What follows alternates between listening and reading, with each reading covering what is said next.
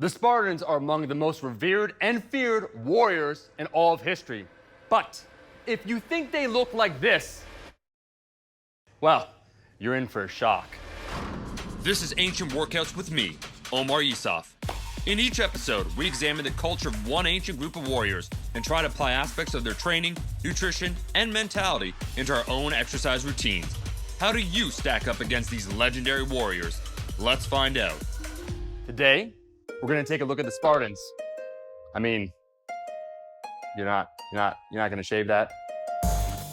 Sparta was one of the many city-states in the ancient Greek world, rising into prominence in the 6th century BC. Particularly notable for its militarized society, the Spartans were some of the fiercest warriors in antiquity, routinely emerging victorious in battle and developing a formidable reputation. The Battle of Thermopylae, it happened, and the Spartans did indeed save the day, minus the cheesy dialogue.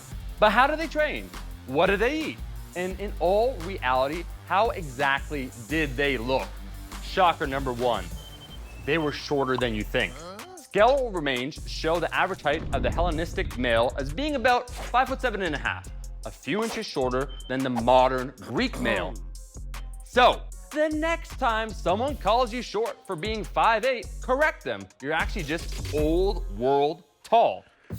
Shocker number two, they probably weren't super jacked. Think about it, right? From an exercise physiology standpoint, warfare, it isn't a very anabolic pursuit. In fact, it's quite the opposite. It's comprised of long, arduous treks that burn many, many calories. So you're in a calorie deficit. Frequent periods of which there's poor food availability. You're not eating 3 square meals a day. Couple that with the absence of a structured plan for building muscle, and all that combined would create probably a lean but not very well-muscled physique. Warfare instead required an adaptive body, emphasizing agility and function related to combat. They were warriors, they trained for war. The concept of being in a frequent caloric surplus in order to build muscle, it just wouldn't be happening. That's not to say they were scrawny. The Spartans were tough, resilient soldiers that worked incredibly well together to accomplish seemingly impossible tasks. I'm not denying that. Just don't believe the Hollywood CGI washboard abs. Now that we've busted some myths, let's actually learn about who the Spartans were. Sparta was an ancient Greek city-state. Military discipline and producing good soldiers was key. Despite often being outnumbered, the Spartans typically won anyway and were essential to the Greek Hellenic League, emerging victorious in the Persian Wars. Here are some things you probably didn't know. As detailed in the ancient historian Plutarch's Lives, Sparta is associated with being very austere. Men ate communally, land was distributed equally among male citizens, and this was done to emphasize that all Spartans were equal, fostering an overall sense of unity. So you're saying they were communists? Primacy was placed on the Spartan state itself. Its stability and growth was predicated on warfare. Marriages were seen as vehicles to produce boys who would later become warriors, and women who would give birth to said warriors. In fact, the Spartans perhaps went too far. According to Plutarch, infants considered too weak for combat would be left in the wilderness to die. So, Timmy, with the seasonal allergies, you're not gonna make it. But don't worry, Timmy, this seems to be an exaggeration on the part of Plutarch. There is no archaeological evidence that suggests this. And before Plutarch, who wrote several hundred years after the fact, keep that in mind, nothing textual. Spartan men would be shaped into citizens via their military school called the Agoge. Leaving home at the tender age of 7, they would finally graduate at 30. And you think high school's too long. It is at this Agoge that citizens were taught key Spartan values: conformity, unity, courage, patriotism, martial prowess, guile, and brutality. A Spartan was taught to be willing at any time to die for the state. Physical training as such was crucial. Endurance, and I want to stress this once again, endurance was developed via running, long walks, and marching. As ancient historian Xenophon noted, Soldier athletes were training from head to toe, strengthening legs, arms, and their neck. Military training itself was very physical. Think your gym session is hard doing your 3x10? Imagine doing it, if you will, while wearing metal armor with a 14-pound shield strapped to your arm outdoors during the heat of a Greek summer. Also, it probably stank, like real bad. You know, they didn't have any washing machines here, and you'd probably wear the same thing every single day. Regular wrestling and racing competitions were held to foster competitiveness. From a dietary standpoint, Spartans focused on foods that were simple, wholesome, and austere. However, according to legend, during war and conquest, Spartans ate only black broth, concocted of pig's blood, meat, vinegar, and salt. I mean, at least they seasoned it. Compared to other Greek city-states, meat was more common in Sparta than fish. This raises a very interesting question. Many modern lifting enthusiasts have switched over to a popular fad diet, coined the carnivore diet, which emphasizes the consumption of animal meat and is typically lower carb. However, is it potentially superior for strength, hypertrophy, and health? Joining me now is Dr. Eric Trexler, a good friend who can answer this question. You see, his research specifically looks at the role of macronutrients and how they play in body composition. Eric, for those that might not be aware of it, can you give a quick breakdown what the carnivore diet is? The carnivore diet leans on carnivorous food sources. So the modern interpretation that's getting popular involves eating a whole bunch of animal products, a lot of meat, a lot of seafood, and not a lot else. So Eric, can you explain the utility then potentially of the carnivore diet? A lot of people use it. They think maybe it helps in the performance of the gym, getting stronger, bigger, those sorts of things. Is there any validity to that?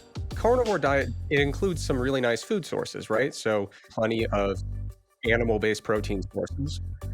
That's going to bring in plenty of essential amino acids. It's going to bring in plenty of essential fatty acids and some micronutrients. But the downside is that we need more micronutrient diversity. And if we go out of our way to avoid consuming plant-based food sources, we miss out on some fiber, we miss out on some micronutrients, and we're pretty much stuck with a very low carbohydrate intake. You know, Eric, another thing that we learned about the Spartans is that they probably didn't have a high meal frequency. There was, food scarcity. They'd be on long, arduous marches. Can you talk about the role of meal timing, meal frequency, as it relates to the average lifter? We often think about diets in terms of what nutrients they provide, but when we are providing nutrients is also important. So meal timing, of course, the food we consume in proximity to exercise impacts our performance. So if you were to go into a battle in a really depleted state, that of course would not be advantageous. When it comes to protein intake, we want to get protein spread throughout the day as much as possible. And so if we're in a food scarce environment and we can't get protein regularly, that can make it very difficult to maintain muscle mass and strength. Eric, thank you for those answers. I think you helped us understand in a modern context how to apply modern exercise physiology in order to optimize our gains. I appreciate what you guys do over at MASS, Monthly Application in Strength Sports, what you do with the research. Thank you for your time and helping us understand more about the Spartans. Thank you for having me. Spartans demonstrated impressive mental stamina. At the Battle of Thermopylae with King Leonidas and the 300 Spartan soldiers, they held back an entire Persian army for 2 full days. This impressive level of grit and fortitude directly can carry over to every single person's training. Physical development is dependent upon the right execution of movements and programming. I am not denying that, but the importance of mental fortitude can't be understated. In many gyms today, I observe all too often people not really pushing themselves to their true capabilities. This is where our Spartan workout routine comes in.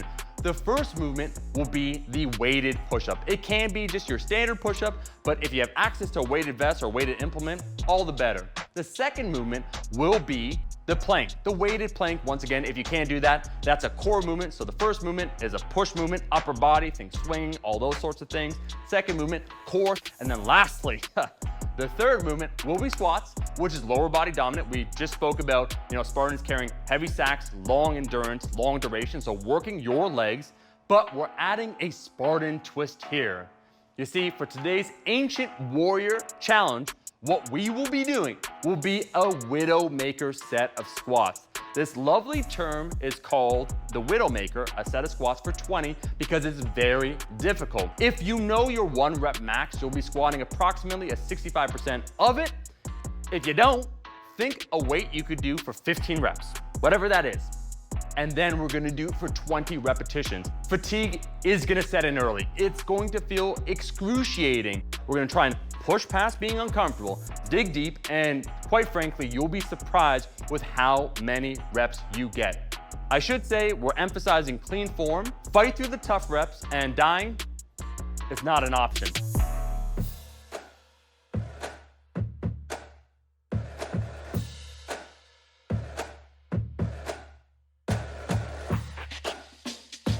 The first movement we're going to be doing is a push-up. A push-up is a great fundamental exercise. It's upper body dominant, pec, shoulder, triceps. How to relate to the Spartans? Well, they probably trained their overall physique. It's one of the movements they would have had access to. You don't need any, weight implements. We're going to do it weighted. You could do it at home, just body weight. Try and go all the way down. Keep the elbows at around 45 degrees. And because it's a closed chain kinetic movement we're doing against the ground, let the shoulders move freely.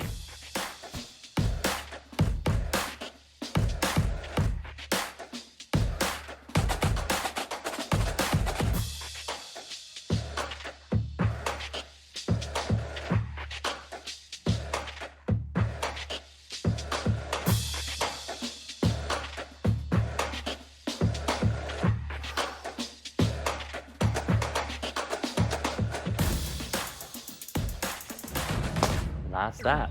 The second movement is another fundamental movement that you need no exercise equipment to do, the plank.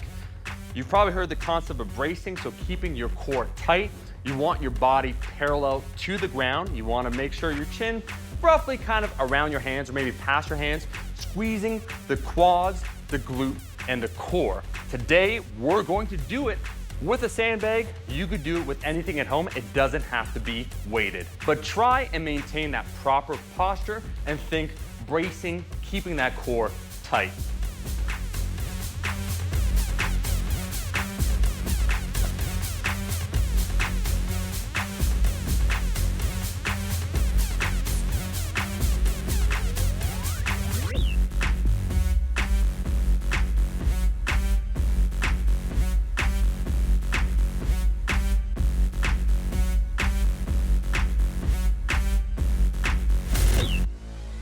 This movement is a squat, a fantastic leg builder. Some might even say the best for both size and strength, but we're doing it with a Spartan twist. You see, we're going to do a set of 20, AKA a Widowmaker set for our Ancient Warrior Challenge. What we want to focus on here is remaining upright, hidden depth. We did do a little bit of a Spartan twist where we ran for 3 miles because the Spartans had to do a lot of endurance-based movements, lugging packages around for long duration. So this requires grit, will to win, and determination. We're gonna go for 20 reps. Around rep 10, you're gonna feel like failing and giving up, but push through it. And the whole concept of fortitude and the will to win is paramount. Let's get after this.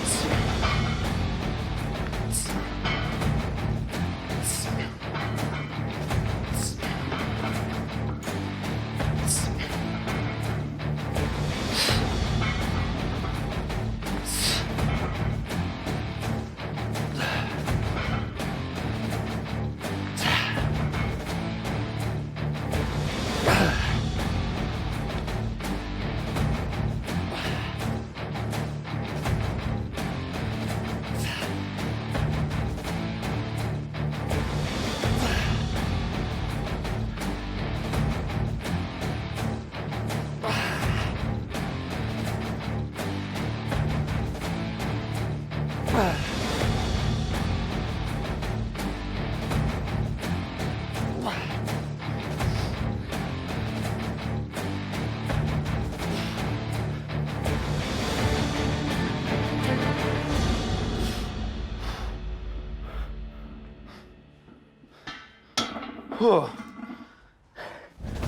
bonus one for all the homies that didn't make it out of Thermopylae. 21. How many reps did you get? What weight did you use? Comment below and be honest. We're watching. I need a minute. No, we're good. We're good. No puking. We're fine. Well, that's the challenge. The Spartans produced admirable warriors that were among the greatest champions of their day. While their physical training and nutritional habits may not be optimal for you in this modern context, we can incorporate their spirit, fortitude, and will to win within our own quest for a better self. And quite frankly, that is most important. Thank you for watching. May you achieve all of your goals, and let me know in the comment section below what culture of ancient warriors you'd like to see me explore next. Like this video, subscribe to the channel, and I'll see you here next time on Ancient Warriors with Line? Omar. I can't. Omar. You know what? We'll get it next time. We'll see you in the next one.